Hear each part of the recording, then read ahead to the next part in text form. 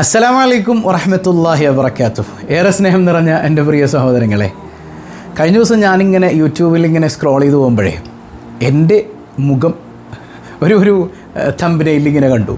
പടച്ചോനെ, ഇതിപ്പോൾ ഞാനിട്ട തമ്പനയിലല്ല, വേറെ ആരോ നമ്മുടെ മുഖം വെച്ചിട്ട് ചെയ്തൊരു വീഡിയോയാണ്. അതിലെഴുതിയേക്കുന്ന കണ്ടപ്പോൾ ഞെട്ടിപ്പോയി. പാണ്ടിക്കാട് കുഞ്ഞാൻ്റെ പൂക്കളത്തിനെതിരെ റസാ വ്ളോഗ്സ് ഉസ്താദ്. സംഗതി ഞാൻ അറിഞ്ഞിട്ട് പോലുമില്ല. പാണ്ടിക്കാട് കുഞ്ഞാൻ എന്ന് പറയുന്ന ഒരു മനുഷ്യൻ എവിടെയോ ഓണപ്പൂക്കളം ഇട്ടു. അപ്പോൾ ആ വ്യക്തിയെ കേന്ദ്രീകരിച്ച് ഞാൻ സംസാരിച്ചു എന്ന് പറഞ്ഞിട്ട് ഞാൻ ഓണാഘോഷവുമായി ബന്ധപ്പെട്ട് നടത്തിയ ഒരു സംസാരവും പാണ്ടിക്കാട് കുഞ്ഞാൻ്റെ പൂക്കളവും കൂടെ ക്ലബ്ബ് ചെയ്തിട്ട് ഒരാൾ വീഡിയോ ജനങ്ങളിലേക്ക് എത്തിച്ചിരിക്കുകയാണ്. അപ്പോൾ അതിൽ തെറ്റിദ്ധാരണ ഉണ്ടാക്കുന്ന തമ്പനയിലെ ക്യാപ്ഷൻ കണ്ടപ്പോൾ ഒരു വിഷമം തോന്നി. സംഗതി അങ്ങനെ ഒരു സംഗതി ഞാൻ പറഞ്ഞിട്ടില്ല. അതായത് പാണ്ടിക്കാട് കുഞ്ഞാനെ പരാമർശിച്ചുകൊണ്ട് ഓണാഘോഷവുമായി ബന്ധപ്പെട്ട് ഞാൻ സംസാരിച്ചിട്ടില്ല. ഇനി പാണ്ടിക്കാട് കുഞ്ഞാനെന്നല്ല, ആരാണെങ്കിൽ തന്നെ ഇവർ മുസ്ലിമിനെ സംബന്ധിച്ചിടത്തോളം ഉള്ള നിലപാടുകൾ മാത്രമാണ് യഥാർത്ഥത്തിൽ ഞാൻ ആ പ്രസംഗത്തിൽ പറഞ്ഞിട്ടുള്ളൂ. എനിക്കേറെ ഈയിടെ ഒരു വിഷമം തോന്നിയത് എന്താണെന്ന് വെച്ചാൽ, ചില പുത്തൻവാദികളായ മനുഷ്യർ, അവർ ഭയങ്കര ബുദ്ധിജീവികളായി നടിച്ചുകൊണ്ടിരിക്കുന്ന കുറേ മനുഷ്യർ അല്ലേ, അവരുടെ പല സ്ഥാപനങ്ങളിലും ഓണാഘോഷം നടത്തിയെന്നേ. അതായത് പൂക്കളമൊക്കെ ഇട്ട് ഓണം ആഘോഷിച്ചു. എന്നിട്ടോ അവിടെ അപ്പുറത്ത് മീലാദ് റാലി നടക്കുമ്പോൾ ശിർക്ക്. ഇതെന്ത് ജാതി ശിർക്കാണെന്ന് എനിക്ക് മനസ്സിലാവണില്ല. അത് വല്ലാത്ത അത് ശിർക്കാണ്. ഇപ്പോൾ എൻ്റെ ഒരു എക്സ്പീരിയൻസ് പറയട്ടെ. അതായത് കോയമ്പത്തൂർ ഒരു പള്ളി, ഞാൻ കൃത്യമായിട്ടുള്ള സ്ഥലം പറയുന്നില്ല, ഒരു മാർക്കറ്റിനകത്തൊരു പള്ളിയുണ്ട്. അപ്പോൾ ആ പള്ളിയുടെ അടുത്ത് തന്നെയാണ് ഈ മാർക്കറ്റിൻ്റെ ഓഫീസുള്ളത്. ആ ഓഫീസിൽ 12 ദിവസവും മൗലിദ് നടക്കുമായിരുന്നു. അപ്പോൾ ഓരോ ദിവസവും മൗലിദ് കഴിയുമ്പോൾ അവിടെയുള്ള കടക്കാരിലേക്ക് പള്ളിയിലെ മൊല്ലാക്ക എന്ത് ചെയ്യും, ഈത്തപ്പഴം ചീരണിയായിട്ട് കൊണ്ടുപോയി കൊടുക്കും. അപ്പോൾ അവിടെ ചെല്ലുമ്പോഴത്തേക്കും അമ്മമാർ ശിർക്ക് ഇங்கே കൊണ്ടുവരാതീങ്കോ ശിർക്ക്. അപ്പോൾ ഈത്തപ്പഴത്തിൽ അമ്മമാർ ശിർക്ക് കണ്ടു. യാ അല്ലാ, പോട്ടെ, അമ്മമാർക്കത് ശിർക്കാണ്.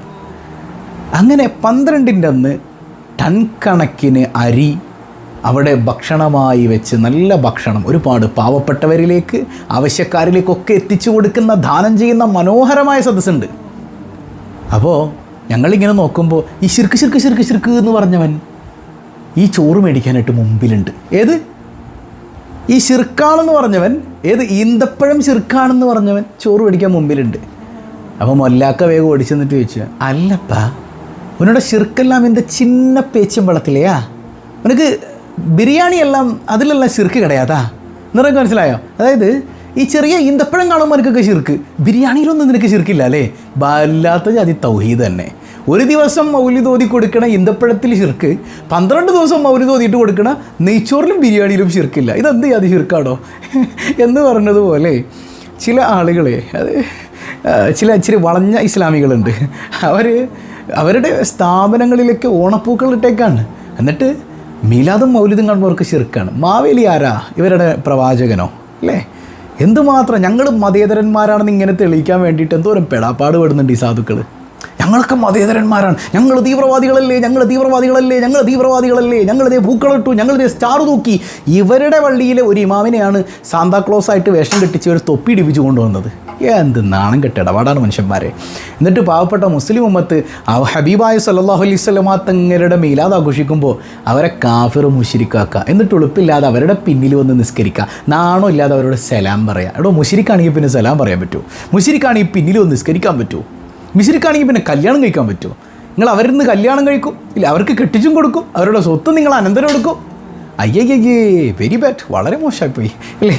അപ്പോൾ വിഷയത്തിലേക്ക് വരുമ്പോൾ പാണ്ടിക്കാട് കുഞ്ഞാൻ എന്ന് പറയുന്ന ഒരു വ്ളോഗർ, അദ്ദേഹം പൂക്കളിട്ടു.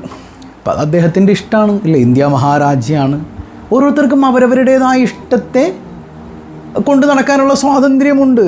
അതിനൊന്നും ആരും എതിർക്കേണ്ട കാര്യമില്ല. പിന്നെ ഇസ്ലാമിൻ്റെ ഒരു നിയമം എന്ന് പറയുന്നത് അതെല്ലാവർക്കും ബാധകമാണ്. ഞാൻ ഒരിക്കലും പാണ്ടിക്കാട് കുഞ്ഞാൻ പൂക്കളിട്ടെന്ന് ഞാൻ പ്രസംഗിച്ചിട്ടില്ല. അപ്പോൾ എൻ്റെ പേരിൽ ചില തെറ്റിദ്ധാരണകൾ, ചില ആളുകൾ ശ്രദ്ധിക്കാൻ വേണ്ടി, വിഷയം പഠിക്കാൻ വേണ്ടി ഇട്ടതായിരിക്കും. പക്ഷേ എനിക്കതൊരു തെറ്റിദ്ധാരണയായിട്ട് മിസ്ലീഡ് ചെയ്യുന്നത് പോലെ തോന്നി. അതുകൊണ്ട് മാത്രമാട്ടോ ഞാൻ ഈ വീഡിയോ ചെയ്യണത്. ആരാണെങ്കിലും ഒരു വ്യക്തിയിലേക്ക് കേന്ദ്രീകരിക്കേണ്ട. പൂക്കളം ഇടുക എന്ന് പറയുന്നത് നമ്മൾ പറഞ്ഞിരുന്നു, അത് തൃക്കാക്കരയപ്പൻ്റെ അടുക്കൽ വന്ന് അദ്ദേഹത്തെ വണങ്ങാൻ പറ്റാത്ത ആളുകൾക്ക് സൗകര്യം ചെയ്ത് കൊടുക്കുകയാണ്. നിങ്ങൾ വീട്ടിൽ പൂക്കളം ഇട്ടാൽ മതി, ദൈവൻ്റെ സാന്നിധ്യം അവിടെ ദേവൻ്റെ സാന്നിധ്യം അവിടെ ഉണ്ടാവും.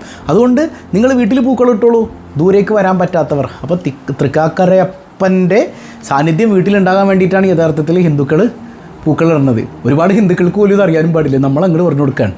മനസ്സിലാവുന്നുണ്ടോ? അപ്പോൾ അതൊരു ദൈവികമായ ചടങ്ങാണ്, അതൊരു ഇതര മതസ്ഥരുടെ ആരാധനയാണ്. അങ്ങനെ മറ്റുള്ളവരുടെ ആരാധനകളെ നമ്മൾ കടമെടുത്ത് ചെയ്യേണ്ട ഒരു ആവശ്യമുണ്ടോ? അതാണോ മതേതരത്വം? അല്ലല്ലോ, അല്ലേ? മൻ തശബ്ബഹ ബി ഖൗമിൻ ഫഹുവ മിൻഹും.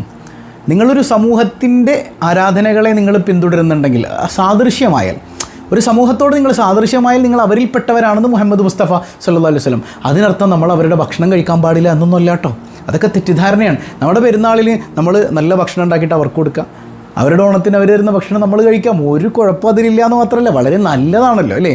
അവരുടെ നേർച്ച നിവേദ്യങ്ങളിൽ പങ്കു ചേർക്കാത്ത ഏത് ഭക്ഷണവും നമുക്ക് കഴിക്കാം, അതിനൊന്നും ഒരു വിരോധമില്ല. അവർക്ക് വേണ്ട സൗകര്യം ചെയ്തു കൊടുക്കാം, അല്ലേ? അവർക്കിപ്പോൾ ഓണപ്പൂക്കളത്തിന് പൂക്കളം വേണമെന്ന് പറഞ്ഞാൽ നമുക്കത് മേടിച്ചു കൊടുക്കാമല്ലോ. ഇനി പൈസ തന്നില്ല, ഫ്രീ ആയിട്ട് മേടിച്ചു കൊടുക്കാമല്ലോ, ഒന്നും കുഴപ്പമില്ലല്ലോ. അതൊക്കെ സാഹോദര്യം വളർത്തുന്ന സംഗതിയല്ലേ. പക്ഷേ അവരുടെ ആരാധനകളിൽ നമ്മൾ ഇൻ്റർഫിയർ ചെയ്യാൻ പാടില്ല.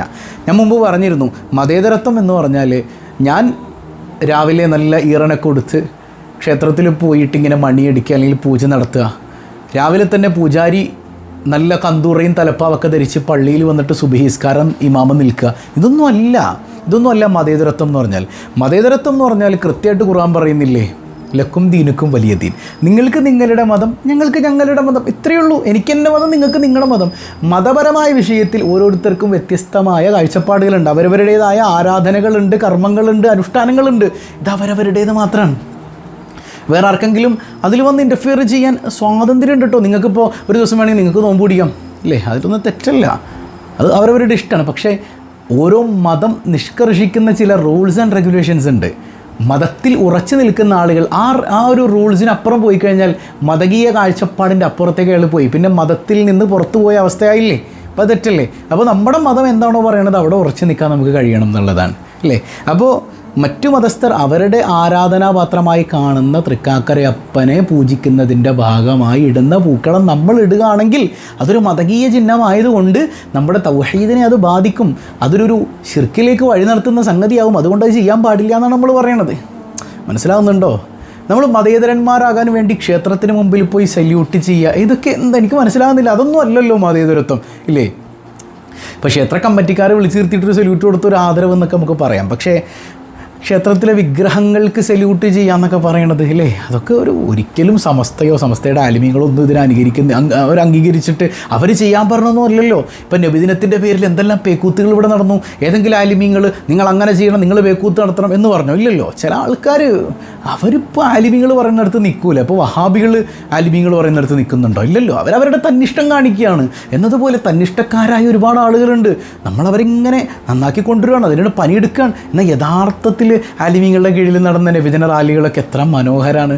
ഹംദും സ്വലാത്തും മധുവും ഒക്കെ ആയിട്ട് എത്ര മനോഹരമായത് നടന്നു, അല്ലേ? അപ്പോൾ നമ്മൾ നമ്മുടെ ആചാരാനുഷ്ഠാനങ്ങളായി മുമ്പോട്ട് പോവുക, അവരവരുടെ ആചാരാനുഷ്ഠാനങ്ങളുമായി മുമ്പോട്ട് പോട്ടെ. മതകീയ കാഴ്ചപ്പാടുകളിൽ വ്യത്യസ്തതയുണ്ട്, ആ വ്യത്യസ്തതയിൽ ഒരുമിച്ച് നിൽക്കലാണ് ഇന്ത്യ രാജ്യത്തിൻ്റെ ഭംഗി. പിന്നെ കേവലം മതത്തിനപ്പുറം മനുഷ്യനാണെന്ന പരിഗണന എല്ലാവർക്കും ഉണ്ടാകട്ടെ. മനസ്സിലായോ? മതസൗഹാർദ്ദമല്ല, മനുഷ്യ സൗഹാർദ്ദമാണ് വേണ്ടത്. മതമുള്ളവനോടും മതമില്ലാത്തവനോടും ഒരുപോലെ സ്നേഹം പങ്കിടാൻ കഴിയുമ്പോഴാണ് ഈ രാജ്യത്തിൻ്റെ ഔന്നത്യം കൂടുതൽ ഉയരുന്നത് എന്നുള്ളതാണ്.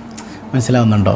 അപ്പോൾ മറ്റുള്ളവരുടെ ആരാധനകൾ നമ്മൾ കടമെടുക്കേണ്ടതില്ല. നമുക്ക് ആവശ്യത്തിന് ആരാധനകളുണ്ട്, അത് തന്നെ കൃത്യമാക്കിയാൽ മതി. അല്ലാഹു റബ്ബുൽ ആലമീൻ തൗഹീദിൽ, യഥാർത്ഥ തൗഹീദിൽ വെറുതെ ഇങ്ങനെ ലാ ഇലാഹ ഇല്ലല്ലാഹ് ലാ ഇലാഹ ഇല്ലല്ലാഹ് എന്ന് ബഹളം ഉണ്ടാക്കി നടക്കുന്ന കുറേ ആൾക്കാരുണ്ട്. അവർക്ക് ലാ ഇലാഹ ഇല്ലല്ലാഹ് ഒരു ബന്ധമില്ല.